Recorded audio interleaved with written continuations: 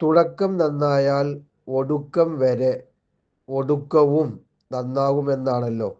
അതുകൊണ്ട് തന്നെ നമുക്ക് ഒരു കുട്ടി പിറന്നു കഴിഞ്ഞാൽ ആദ്യമായി ചില കാര്യങ്ങൾ ചെയ്താൽ തീർച്ചയായിട്ടും ആ കുട്ടിയുടെ ജീവിതാവസാനം വരെ നന്നാവാനുള്ള ചാൻസ് ഉണ്ടായിത്തീരുന്നതാണ്. ഒരു കുട്ടി പിറന്നു കഴിഞ്ഞാൽ നാം എന്താണ് ചെയ്യേണ്ടത്? കുട്ടി പിറക്കുന്ന ആ സമയത്ത് നമ്മൾ പലരും പലവിധ വിഷയത്തിലുമായിരിക്കും.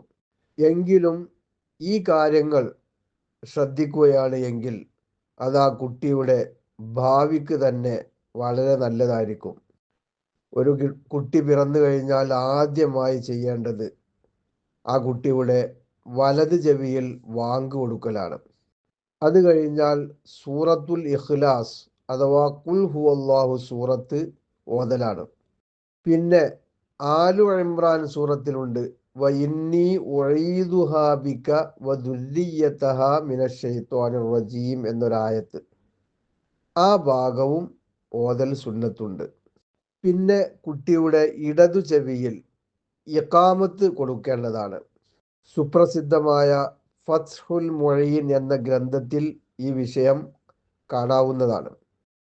ഈ വാങ്കും ഇഖാമത്തും സ്ത്രീകൾക്കും കൊടുക്കാവുന്നതാണ്.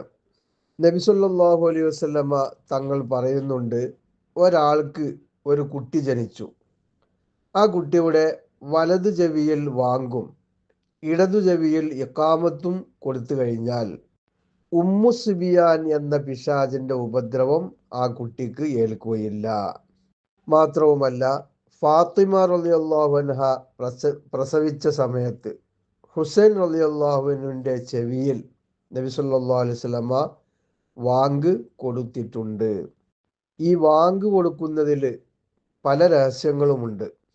അള്ളാഹുവിൻ്റെ ഏകത്വം ഉൾക്കൊള്ളുന്ന വചനങ്ങൾ ആദ്യമായി കുട്ടിയുടെ ചെവിയിൽ കേൾപ്പിക്കുക, ദുർമന്ത്രത്തിന് തക്കം പാർത്തിരിക്കുന്ന പിശാചിനെ ഓടിക്കുക എന്നതൊക്കെയാണത്. കാരണം നമുക്കറിയാമല്ലോ, വാങ്ക് കേൾക്കുമ്പോൾ പിശാചുക്കൾ എന്ത് ചെയ്യും? ഓടി അകലുന്നതാണ്.